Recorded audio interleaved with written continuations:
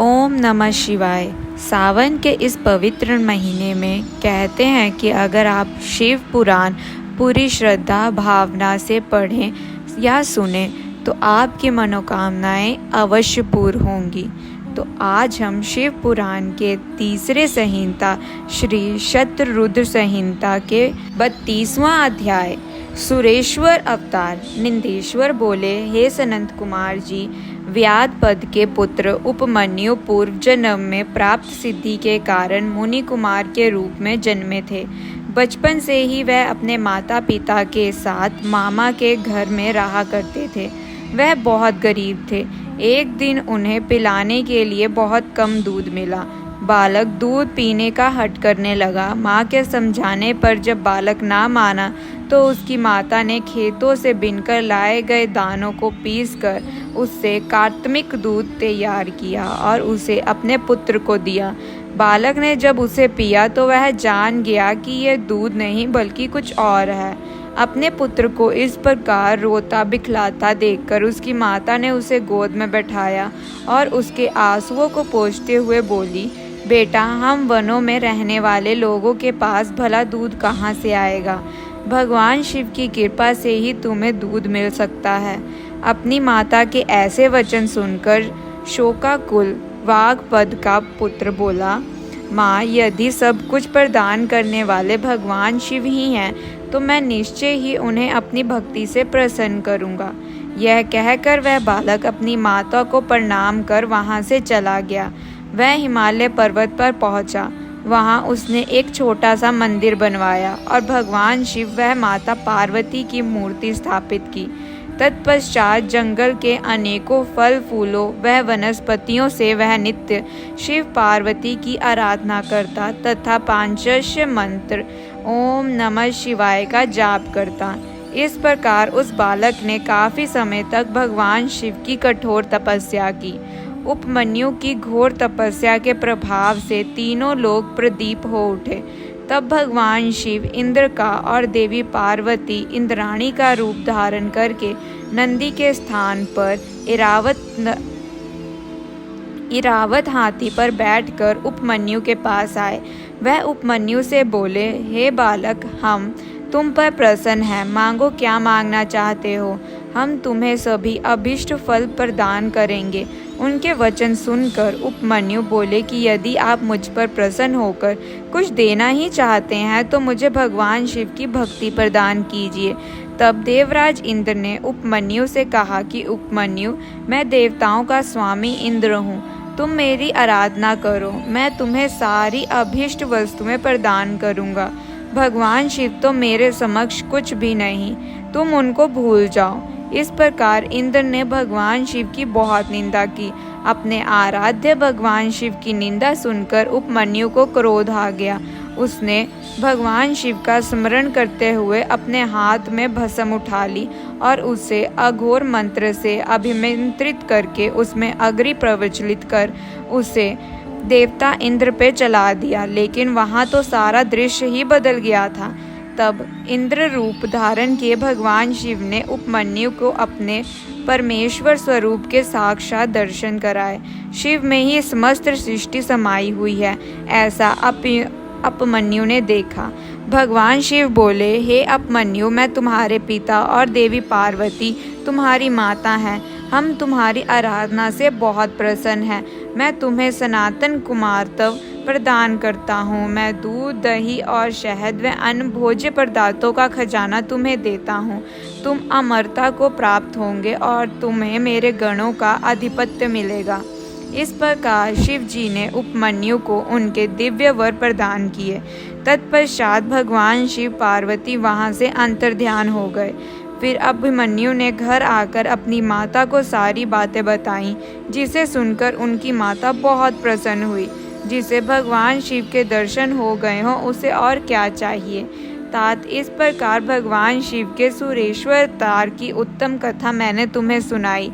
यह कथा सुख देने वाली है तथा पापों को दूर कर मनोवांछित फल देने वाली है। इसे सुनने अथवा पढ़ने से सुखों की प्राप्ति होती है और अंत में अर्थात मृत्यु के उपरांत शिवलोक में निवास होता है। 33वां अध्याय ब्रह्मचारी अवतार। नंदेश्वर बोले, हे महामुने, प्रजापति दक्ष की पुत्री सती ने जब अपने पिता द्वारा होने वाले यज्ञ में अपने पति देवादिदेव महादेव जी का अपमान करते हुए देखा तो वहीं उसी यज्ञ में उन्होंने अपने प्राणों को त्याग दिया। तत्पश्चात वह गिरिराज हिमालय के यहाँ पार्वती के नाम से जन्मी अपनी सखियों के साथ वन में विहार करती। पार्वती के मन में देवा ऋषि नारद ने भगवान शिव को पाने की ललक जगाई।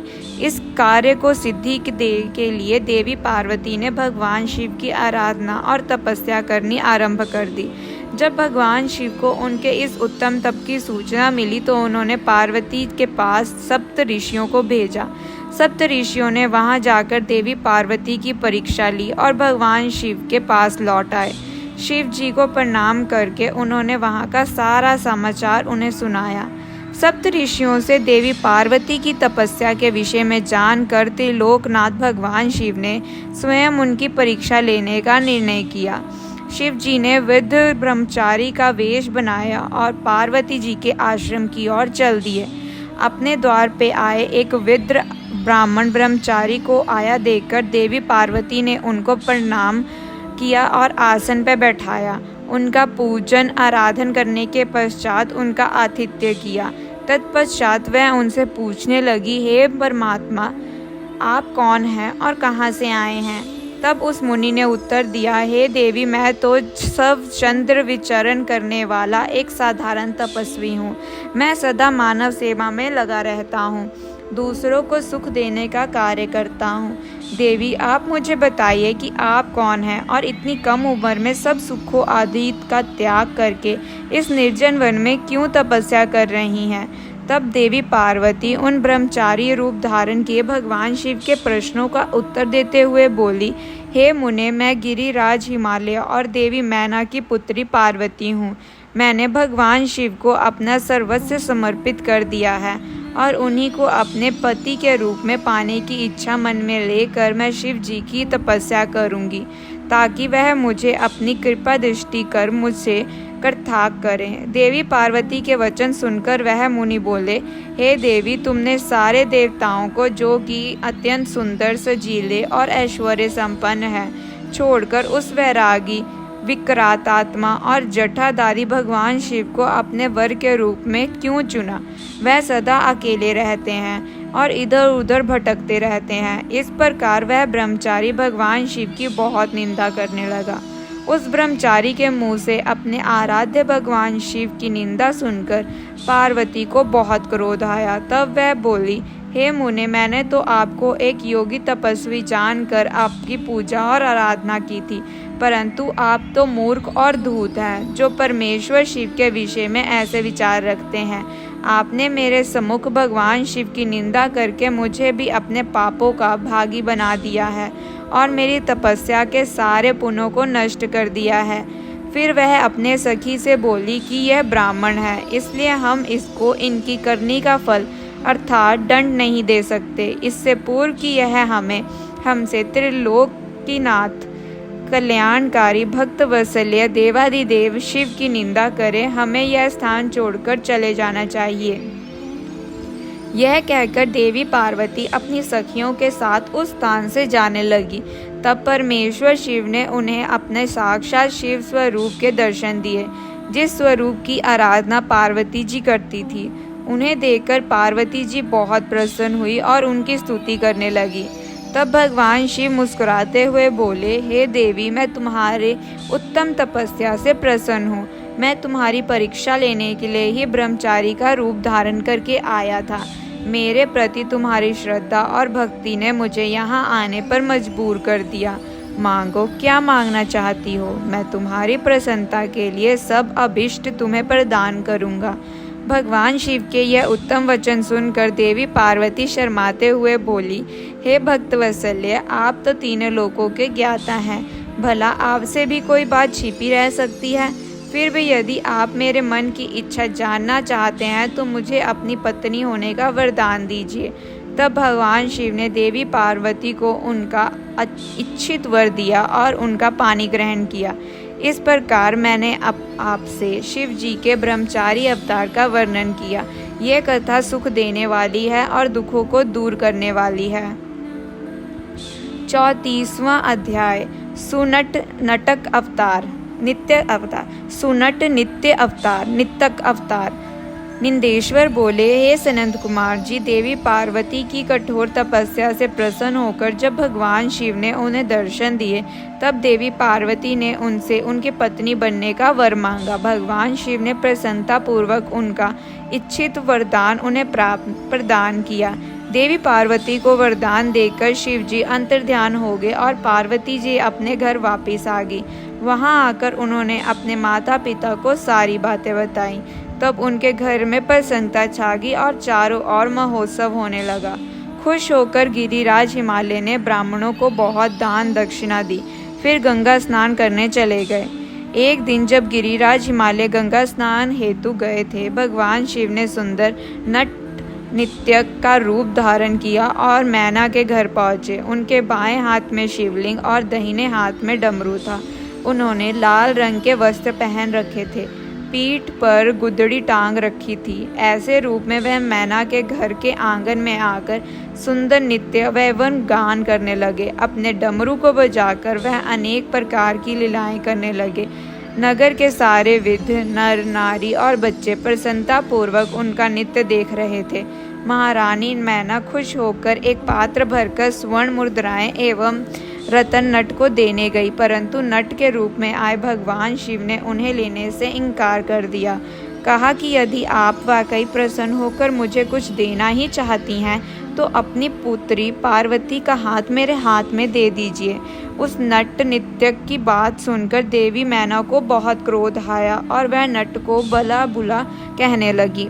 उसी समय गिरिराज हिमालय भी गंगा स्नान करके वापस लौट आए। जब उन्हें इस बात का पता चला तो उन्होंने अपने सेवकों को उस नट को वहां से बाहर निकालने की आज्ञा दी।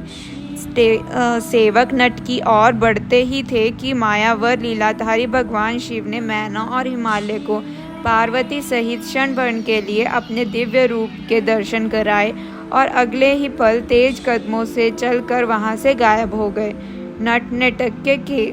नट नित्य के चलने जाने के उपरांत देवी मैना और गिरिराज हिमालय बैठकर नट के विषय में बात करने लगे और उसकी लीलाओं की प्रशंसा करने लगे। तभी माया से मोहित उनको उस नट नृत्य के देवाधिदेव महादेव भगवान शिव होने का ज्ञात प्राप्त हुआ। तब उन्होंने बहुत दुख हुआ कि हमने अपने द्वार पे पधारे शिव जी का अपमान किया और उन्हें अपनी कन्या नहीं सौंपी। यह विचार कर दोनों बहुत दुखी हुए और अपने अपराध का पश्चाताप करते हेतु भगवान शिव की आराधना करने लगे। उनकी भक्ति भाव से की गई पूजा से प्रसन्न होकर भगवान शिव ने देवी पार्वती का पाणी ग्रहण किया। यह शिव जी के नट नाटक अवतार का महत्व मैंने तुम्हें सुनाया है। यह वर्णन सब अभीष्ट फलों को प्रदान करने वाला है। 35वां अध्याय शिव जी का द्विज अवतार। नंदेश्वर बोले, हे सनंत कुमार जी, जब देवी मैना और गिरिराज हिमालय ने अपने द्वार पे आए नट का रूप धारण करके आए शिव जी को अपनी कन्या देने से इनकार कर दिया, तब उन्होंने अपनी भूल का एहसास हुआ और वह क्षमा याचना करने हेतु भगवान शिव की भक्ति भाव से आराधना करने लगे। उनकी शिव जी में परम भक्ति स्थापित हो गई। उनकी इस घनिष्ठ भक्ति से देवता चिंतित हो गए। उन्हें लगा कि यदि गिरिराज ने अपनी भक्ति से प्रसन्न होकर शिव जी को अपनी कन्या पार्वती दे दी तो उन्हें भगवान शिव द्वारा निर्वाण प्राप्त हो जाएगा और वह संसार के बंधनों से छूटकर परम शिवलोक को प्राप्त कर लेंगे। गिरिराज हिमालय तो रत्नों का आधार है और यदि यह मुक्त हो गए तो पृथ्वी रत्न गर्भा कैसे कहलाएगी। फिर वह अपना वर्तमान स्थिर रूप त्याग कर दिव्य रूप को धारण कर लेंगे और शिवलोक के वासी हो जाएंगे। यह सब सोचकर देवताओं को चिंता सताने लगी और वे अपनी समस्या का समाधान करने हेतु देवगुरु बृहस्पति की शरण में गए। वहां जाकर उन्होंने बृहस्पति को प्रणाम किया और बोले, हे देवगुरु, आप ऐसा कोई उपाय करें जिससे गिरिराज हिमालय भगवान शिव की भक्ति से विरक्त हो जाए। आप हिमालय के पास जाकर उनसे शिव की निंदा करें। देवराज इंद्र के ऐसे वचन सुनकर देवगुरु बृहस्पति बोले कि मैं परम कल्याणकारी परमेश्वर की निंदा नहीं कर सकता। आप अपना यह कार्य किसी अन्य देवता से पूर्ण कराइए। देवगुरु के इनकार कर देने पर इंद्र सब देवताओं सहित ब्रह्मा जी के पास गए और उनसे भक्त वत्सल्य कल्याणकारी भगवान शिव की निंदा करने से मना कर दिया। यह सुनकर देवराज इंद्र निराश हो गए। तब ब्रह्मा जी ने उनसे कहा कि इंद्र, इस संसार में हर कार्य भगवान शिव की आज्ञा से ही पूर्ण होता है। तुम अपने कार्य की सिद्धि हेतु उन्हीं के शरण में जाओ, वह अवश्य ही तुम्हारे हित का कार्य करेंगे। तब ब्रह्मा जी से आज्ञा लेकर देवराज इंद्र भगवान शिव के पास गए और उनसे सारी बातें कहीं। उनकी बातें सुनकर कल्याणकारी भगवान शिव ने इंद्र को उनके कार्य की पूर्ति का आश्वासन देकर वहां से विदा किया। देवराज इंद्र के कार्य को पूरा करने के लिए शिव जी ने साधु का वेश धारण किया। उन्होंने हाथ में डंडर और छत्र लिया, मस्तक पर तिलक, गले में शालिग्राम और हाथ में स्फटिक की माला ली तथा भगवान श्री हरि विष्णु का नाम जपते हुए गिरिराज हिमालय के राज दरबार में पहुंच गए। अपने दरबार में आए उस तपस्वी को देखकर हिमालय ने सिंहासन को त्याग दिया तथा स्वयं उन्हें प्रणाम कर यथा योग आसन देकर उनका परिचय पूछा। तब ब्राह्मण देवता बोले, हे गिरिराज, मैं एक तपस्वी ब्राह्मण हूँ और परोपकार व सेवा के लिए भ्रमण करता रहता हूँ। अपनी दिव्य दृष्टि और योग बल से मुझे ज्ञात हुआ है कि आप अपनी लक्ष्मी स्वरूप बेटी पार्वती का विवाह शिव जी से करना चाहते हैं, परंतु शायद आप ये नहीं जानते कि शिव जी कुलहीन, बंधु बांधवहीन, आश्चर्यहीन, एकाकी में रहने वाले, कुरूप, निर्गुण, अवक्य, शमशानवासी, गले में सांप धारण करने वाले हैं। वह सदा अपने शरीर पर चिता की भस्म लपेटे रखते हैं। ऐसे व्यक्ति को अपनी परम गुणी सुंदर कन्या को सौंपना स्वतः ही अनुचित है। यह कहकर महान लीलाधारी भगवान शिव साधु में रूप में ही वहां से चले गई। उनकी बातों का मैना हिमालय पर गहरा प्रभाव पड़ा और वह भगवान शिव की भक्ति से विमुख होकर इस सोच में डूब गए कि आगे क्या करें। इस प्रकार मैंने तुमसे शिव जी के साधु वेशधारी द्विज अवतार का वर्णन किया। 36वां अध्याय। अश्वत्थामा का शिव अवतार। निंदेश्वर बोले, हे सर्वज्ञ सनत कुमार जी, देवगुरु बृहस्पति के पुत्र मुनि भरद्वाज हुए और उनके पुत्र के रूप में द्रोण का जन्म हुआ। द्रोण बचपन से ही महान धनुधारी, महातेजस्विनी और सब अस्त्र शस्त्रों के ज्ञाता थे। यही नहीं, धनुवेद्र और सभी वेदों के महान ज्ञाता थे। अपने इन्हीं गुणों के कारण आप कौरवों और पांडवों के आचार्य बने और द्रोणाचार्य इस नाम से प्रसिद्ध हुए। इन्हीं द्रोणाचार्य ने अपने मन में पुत्र प्राप्ति की कामना लेकर भगवान शिव की आराधना की और अपनी घोर तपस्या से त्रिलोकनाथ भगवान शिव को प्रसन्न किया। शिव जी ने उन्हें साक्षात दर्शन दिए। शिव जी द्वारा वर मांगने के लिए कहने पर द्रोणाचार्य बोले, हे प्रभु, यदि आप मेरी आराधना से संतुष्ट होकर प्रसन्न हुए हैं तो भगवान मुझे अपने अंश से पैदा होने वाला पुत्र प्रदान कीजिए, जो वीर, पराक्रमी और अजयी हो। द्रोणाचार्य को उनका इच्छित वर प्रदान कर शिव जी अंतर्ध्यान हो गए। तत्पश्चात मुनि द्रोण ने प्रसन्नता पूर्वक अपने घर को चल दिए और वहां जाकर उन्होंने अपनी पत्नी को वरदान प्राप्ति के बारे में बताया, जिसे सुनकर उनकी पत्नी बहुत प्रसन्न हुई। निश्चित समय पर मुनि द्रोण की पत्नी ने एक वीर बालक को जन्म दिया, जिसका नाम अश्वत्थामा रखा गया। अश्वत्थामा वीर और पराक्रमी योद्धा हुए और उन्होंने कौरव सेना का मान बढ़ाया। जब कौरव पांडवों का युद्ध हुआ तो अश्वत्थामा के कारण कौरव सेना अजयी हो गई और वह पांडव सेना पर हावी होने लगी। शिव जी के अंश से उत्पन्न होने के कारण ही अश्वत्थामा ने पांडवों पुत्रों को युद्ध में मार डाला था। यह देखकर अर्जुन बहुत क्रोधित हुए और अपने पुत्रों का नाश करने वाले पर आक्रमण करने लगे। अर्जुन के सारथी के रूप में स्वयं श्री कृष्ण थे। अर्जुन को अपनी ओर आता देखकर अश्वत्थामा ने उन पर ब्रह्मशीर नामक अस्त्र छोड़ दिया, जिससे सारी दिशाएं प्रचंड तेज से प्रकाशित हो उठी। अश्वत्थामा के इस अस्त्र को देख अर्जुन एक पल के लिए विचलित हो गए। उन्होंने श्री कृष्ण से इसका उपाय पूछा। तब श्री कृष्ण बोले, हे अर्जुन, यह बहुत घातक शक्ति है और इससे तुम्हारी रक्षा स्वयं भगवान शिव ही कर सकते हैं। तुम उन्हीं का स्मरण करके इस अस्त्र का नाश करो। तब अर्जुन ने हाथ जोड़कर भगवान शिव की मन से बहुत आराधना और स्तुति की। तत्पश्चात उन्होंने जल को छूकर वैष्णव छोड़ा, शैव्य अस्त्र छोड़ा। इसके प्रभाव से अश्वत्थामा द्वारा चलाया गया ब्रह्मशीर अस्त्र शांत हो गया।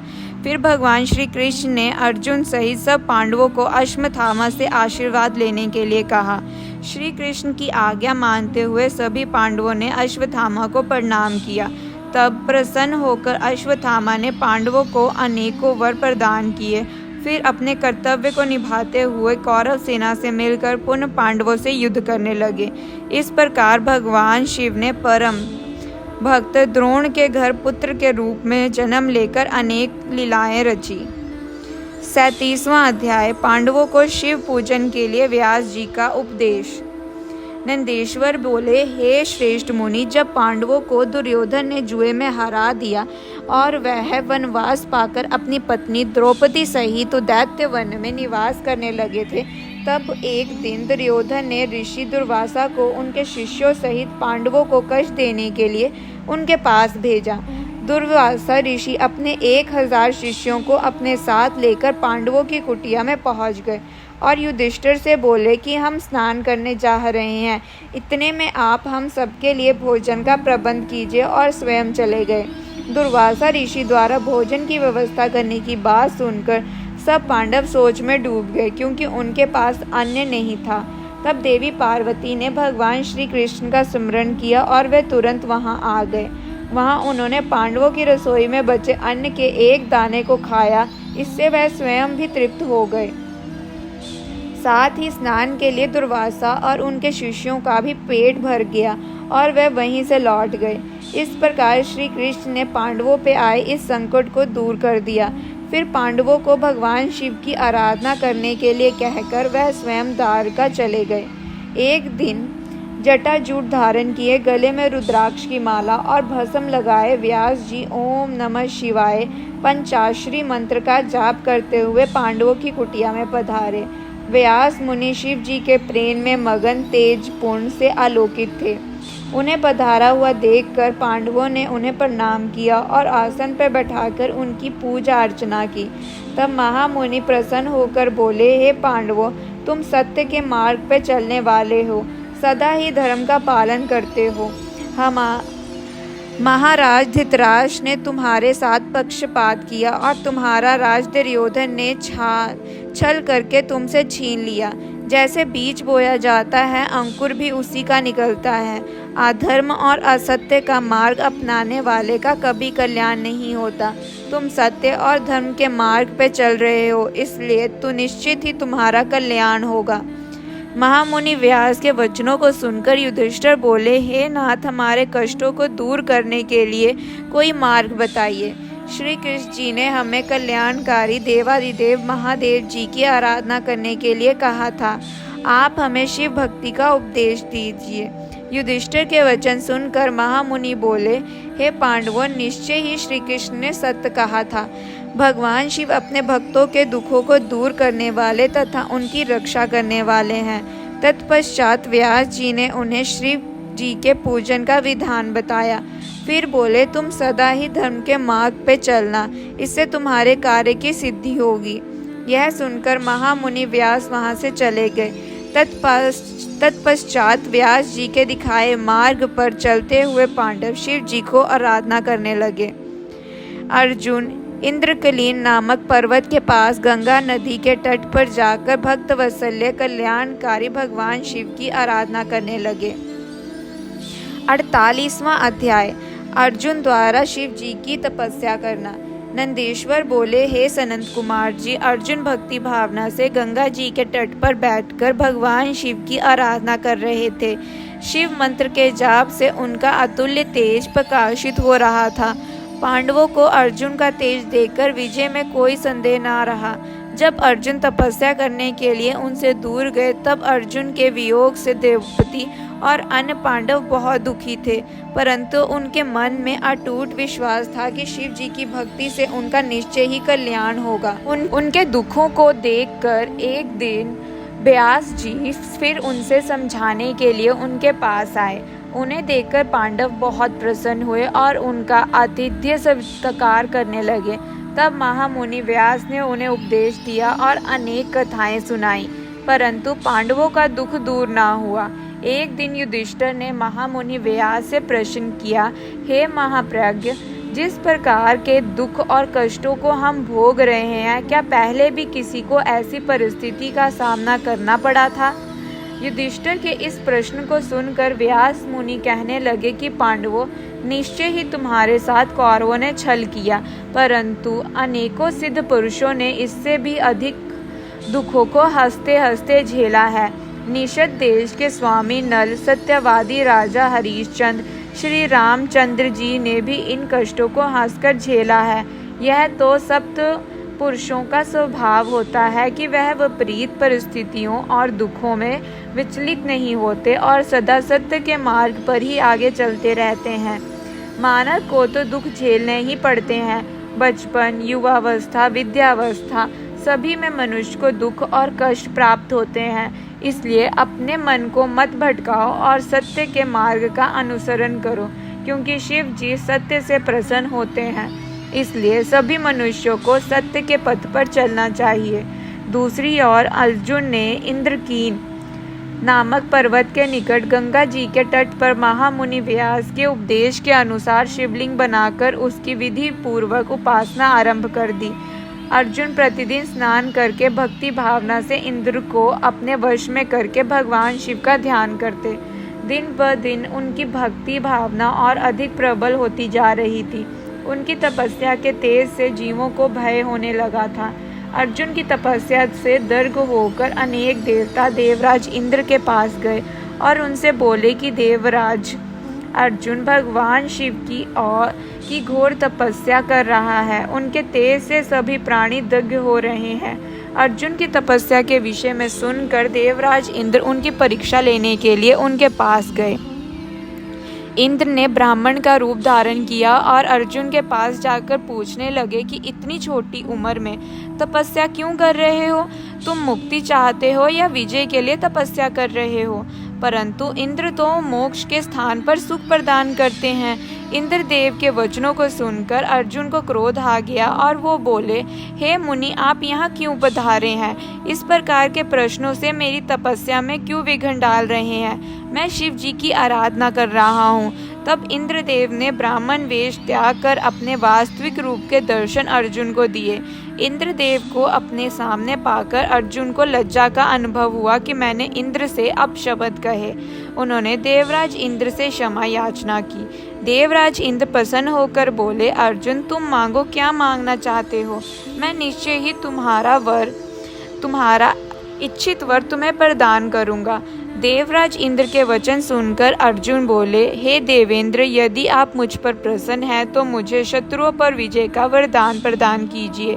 अर्जुन के वर को सुनकर देवेंद्र बोले, अर्जुन, तुम्हारी विजय अवश्य होगी, क्योंकि भगवान शिव के भक्तों पर कभी कोई कष्ट नहीं आता। उनको संसार में किसी का भय नहीं होता। इसलिए तुम इसी प्रकार शांत चित्त और भक्ति भाव से त्रिलोकनाथ देवादिदेव महादेव जी की तपस्या करो। उनकी प्रसन्नता से श्रेष्ठ जीवन में और कुछ नहीं है। यह कहकर देवराज इंद्र वहां से अंतर्ध्यान हो गए। तब अर्जुन पुण्य शिवलिंग को प्रणाम कर उनकी आराधना करने लगे। 39वां अध्याय, शिव जी का कीरत अवतार। नंदेश्वर बोले, हे सनत कुमार जी, अर्जुन महामुनि व्यास जी द्वारा बताई गई विधि से शिव जी की उपासना कर रहे थे। काफ़ी समय तक तपस्या करने के पश्चात उनके तप का तेज बढ़ना आरंभ हो गया और उनका तप और रौद्र रूप धारण करने जा रहा था। अर्जुन ने एक पैर पर खड़े होकर सूर्य की ओर देखते हुए पंचाक्षर मंत्र का जाप करना आरंभ कर दिया। उनके तप के प्रभाव से सभी प्राणी, जीव जंतु और देवता दंग होने लगे। अर्जुन की इस घोर तपस्या के विषय में दुर्योधन को ज्ञात हुआ।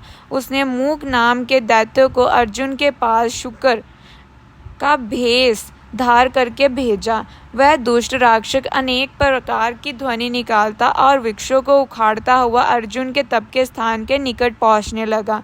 तब अर्जुन का मन एकाएक व्याकुल हो उठा और उसने पलटकर उस कपटी राक्षस को देखा और मन में विचार किया, जिसे देखकर मन व्याकुल हो वह अवश्य तुम्हारा शत्रु होता है।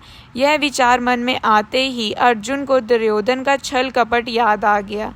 अर्जुन ने वहीं बैठे बैठे उस पर बाण चला दिया।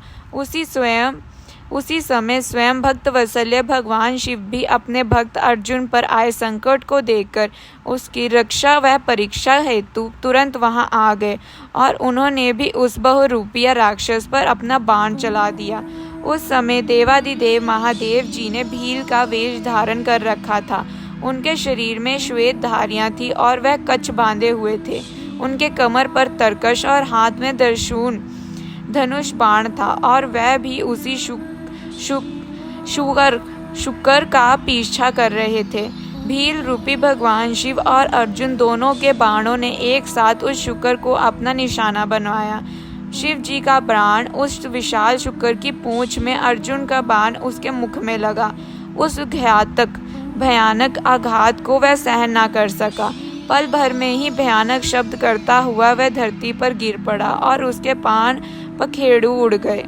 उस समय सब देवता भगवान शिव की जय जयकार करने लगे। शुक्र रूपी दैत्य के मर जाने पर दोनों बहुत प्रसन्न हुए।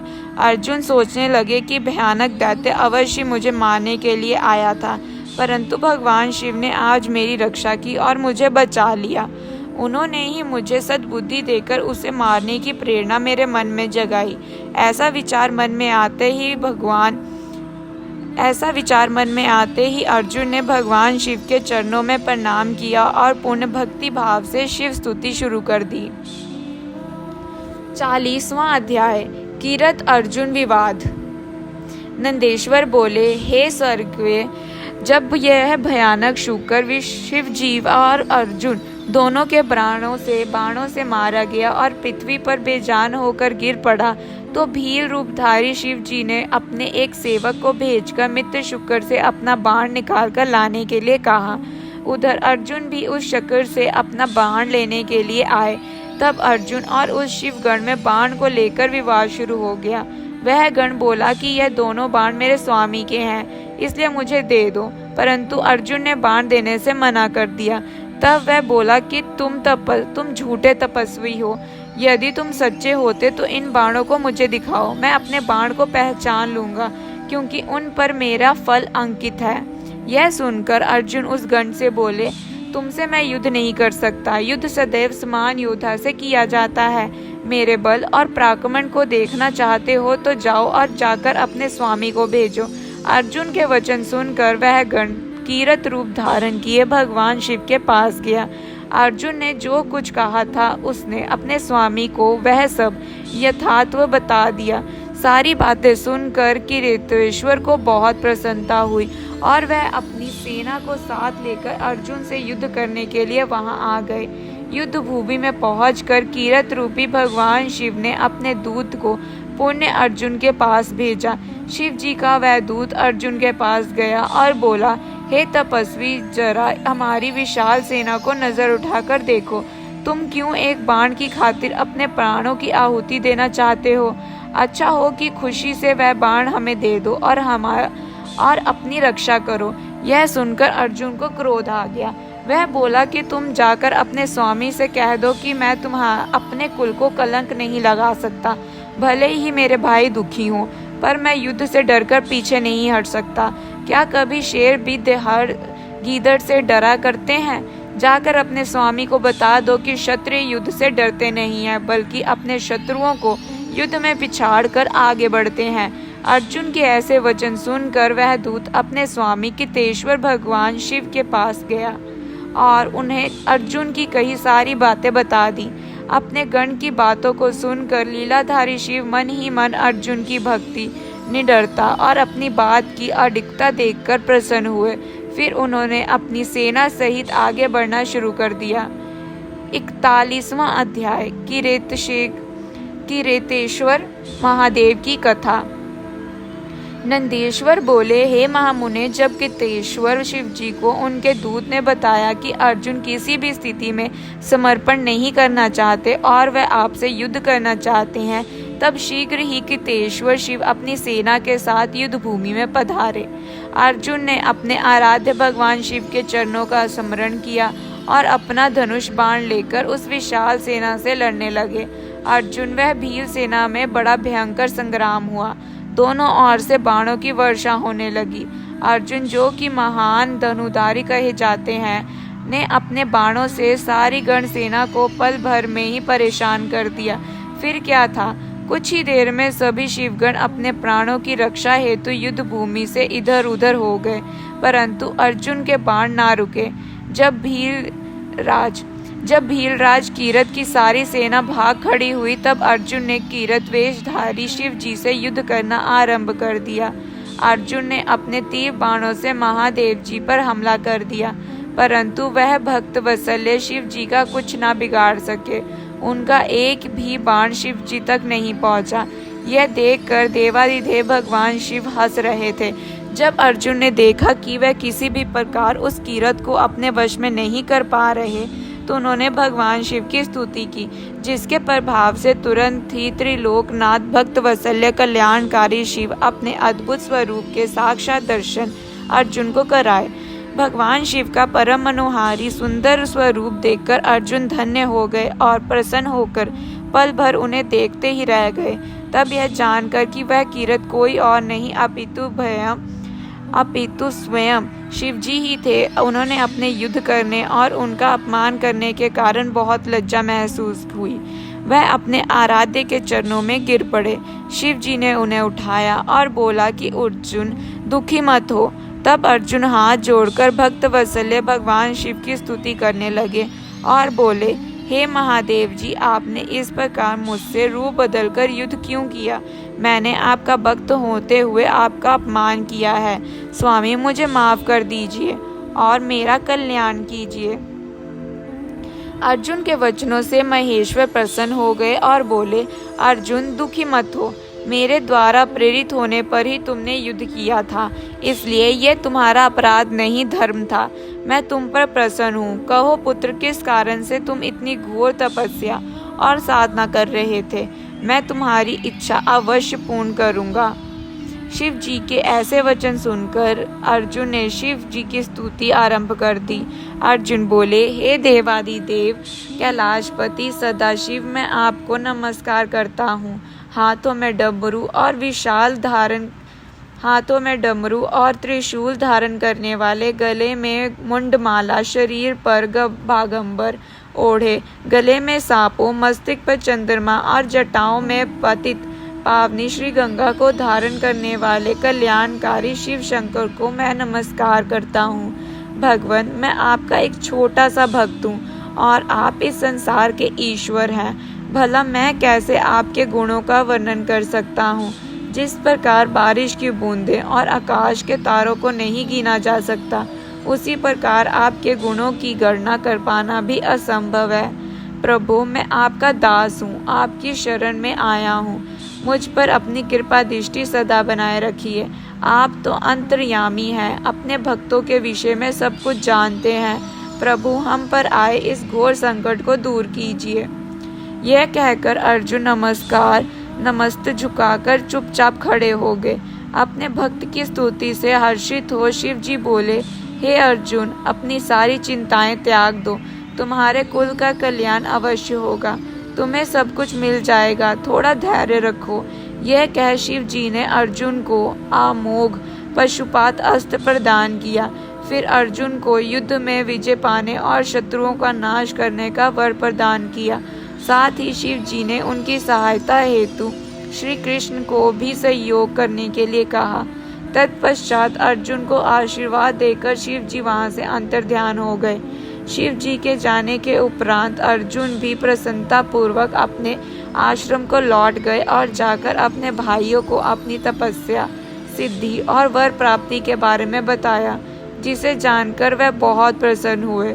अर्जुन की तपस्या पूर्ण होने के विषय में जानकर श्री कृष्ण उनसे मिलने आए और बोले कि इसलिए ही मैंने कहा था, शिव भक्ति सभी कष्टों को दूर करने वाली है। मुने, इस प्रकार मैंने आपको शिव जी के किरत अवतार का वर्णन सुनाया। यह सब कामनाओं को पूर्ण करने वाला है। 42वां अध्याय द्वादश ज्योतिर्लिंग। नंदेश्वर बोले, हे सनंद कुमार जी, अब मैं आपको सर्वव्यापी भगवान शिव जी के 12 ज्योतिर्लिंगों स्वरूप अवतारों के बारे में बताता हूँ। सौराष्ट्र में सोमनाथ, श्री शैल में मल्लिका अर्जुन, उज्जैनी में महाकालेश्वर, ओमकार में अपरेश्वर, हिमालय पर केदार, डाकनी में भीमशंकर, काशी में विश्वनाथ, गोमती तट पर अम्बकेश्वर, चंता भूमि में वैद्यनाथ, दारुक वन में नागेश, सेतुबंध में रामेश्वर तथा शैवाल्य में धूमेश्वर नामक 12 अवतार हैं। जो मनुष्य शुद्ध हृदय और भक्ति भावना से इन ज्योतिर्लिंगों का पूजन और दर्शन करता है, उसे परम आनंद की प्राप्ति होती है। वह जो शिव जी के प्रथम ज्योतिर्लिंग सोमनाथ का सच्चे हृदय से पूजन करता है, उसके सभी रोगों जैसे क्षय, कुष्ठ आदि का नाश होता है, उसके सारे पाप धुल जाते हैं और उसे भक्ति व मुक्ति प्राप्त होती है। श्री कैश में स्थित दूसरे ज्योतिर्लिंग मल्लिकार्जुन के दर्शनों से मनोवांछित फल की प्राप्ति होती है तथा सब दुखों का नाश होता है एवं सुख मिलता है। पुत्र प्राप्ति की इच्छा पूर्ति के लिए इस लिंग की स्तुति की जाती है। उज्जैनी में स्थित तीसरा ज्योतिर्लिंग महाकालेश्वर नाम से जगत विख्यात है। आपने एक ब्राह्मण भक्त वेद के आह्वान पर प्रकट होकर शिव जी ने दूषण नामक असुर का वध किया था। तत्पश्चात वहीं स्थिर हो गए, इसलिए इस ज्योतिर्लिंग को महाकालेश्वर कहा जाता है। इसके दर्शनों से मनुष्य की सारी मनोकामनाएं पूर्ण होती हैं। चौथा, ओमकार नामक ज्योतिर्लिंग। विंध्यगिरि ने भक्ति भाव से विधि पूर्वक पार्थिव लिंग स्थापित किया। विंध्य की भक्ति से प्रसन्न होकर शिव जी उसी लिंग से प्रकट हुए और 2 रूपों में विघ्नित हो गए। तभी से ओंकारेश्वर नामक लिंग ओंकार और परमेश्वर नाम से प्रसिद्ध हुआ। इनका दर्शन करने से भक्तों की अभिलाषा पूरी होती है। भगवान शिव के 5वें अवतार के रूप में केदार स्थित केदारेश्वर ज्योतिर्लिंग है। वहाँ श्री हरि के नर नारायण अवतार की प्रार्थना पर वह वहाँ पर विराजे। उनका यह अवतार समस्त अभीष्टों को प्रदान करने वाला है। शिव जी के 6ठे अवतार का नाम भीम नायक नाम के असुर को मारने के कारण भीमशंकर है। भीम को मारकर शिव जी ने कामरूप देश के राजा सुदर्शन की रक्षा की थी और उन्हीं की प्रार्थना पे वह डाकनी में स्थित हो गए। शिव जी का यह अवतार ब्रह्मांड को भोग और मोक्ष देने वाला है। शिव जी का 7वां विशेश्वर नामक अवतार काशी में हुआ। इस अवतार की आराधना ब्रह्मा, विष्णु, भैरव सहित सभी देवता करते हैं। इससे को पूजना तथा इसका नाम जपने वाला मनुष्य कर्म बंधन से छूटकर मोक्ष का भागी होता है। चंद्रशेखर भगवान शिव का 8वां अवतार त्र्यंबक नाम से सुविख्यात है और गोमती नदी के किनारे गौतम ऋषि की प्रार्थना और कामना से हुआ है। इस ज्योतिर्लिंग के दर्शन और स्पर्श से सब मनोकामनाएं पूर्ण होती हैं और मृत्यु पश्चात मुक्ति मिलती है। पवित्र पावनी गंगा गौतम ऋषि के स्नेहवश गौतमी के नाम से प्रवाहित हुई। 9वां वैद्यनाथ अवतार शिव जी ने धारण किया। अनेक लीलाएं करने वाले त्रिलोकनाथ भगवान शिव रावण के लिए अभिभूत हुए और चिंता भूमि में ज्योतिर्लिंग रूप में स्थित होकर वैद्यनाथेश्वर नाम से प्रसिद्ध हुए। उनके दर्शनों से भोग और मोक्ष की प्राप्ति होती है। भगवान शिव का 10वां नागेश्वर अवतार अयोध्या में हुआ। इस अवतार में शिव जी ने दारुक नामक असुर को मारकर आपने एक वैश्य भक्त सुप्रिया की रक्षा की थी। शिव जी के इस लिंग का दर्शन और पूजन करने से महापतातकों का समूह नष्ट हो जाता है। देवादिदेव महादेव जी का 11वां अवतार सेतुबंध में रामेश्वर अवतार कहलाता है। सीता जी को वापस लाने के लिए लंका जाते समय समुद्र तट पर श्री रामचंद्र ने इस लिंग को स्थापित कर भगवान शिव की आराधना अर्चना की थी।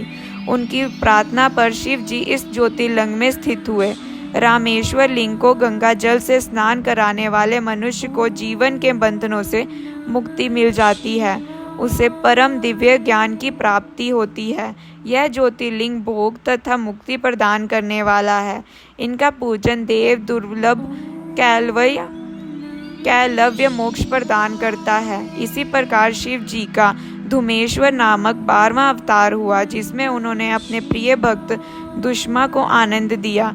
दक्षिण दिशा में देवलोक के निकट शिव जी सरोवर में प्रकट हुए। दुष्मा ने अपने पुत्र को पुनर्जीवित करने हेतु शिव जी की तपस्या की। तब उनकी भक्ति से प्रसन्न होकर महादेव जी ने उनके पुत्र को जीवित किया एवं उनकी प्रार्थना पर वहीं ज्योतिर्लिंग के रूप में स्थित होकर घुमेश्वर नाम से विख्यात हो गए। इस शिवलिंग का भक्ति पूर्वक पूजन करने से मनुष्य इस लोक में सुखों को भोगकर अंत में मोक्ष प्राप्त करता है। हे महामुने, इस प्रकार मैंने त्रिलोकनाथ देवादिदेव शिव जी के 12 दिव्य ज्योतिर्लिंगों का वर्णन आपसे किया। शिव जी की यह दिव्य 12 अवतारों वाली ज्योतिर्लिंग कथा को जो मनुष्य शांत चित्त और श्रद्धा भाव से पढ़ता या सुनता है, उसके सब पापों से छुटकारा भोग और वह मोक्ष की प्राप्ति होती है। यह 100 अवतारों की शत्ररुद्र नामक संहिता सब कामनाओं को पूरा करने वाली है। इस कथा को मन लगाकर पढ़ने या सुनने से सभी लालसाएं और कामनाएं पूरी हो जाती हैं और सांसारिक बंधनों से मुक्ति मिल जाती है। श्री शतरुद्र संहिता संपूर्ण। ओम नमः शिवाय।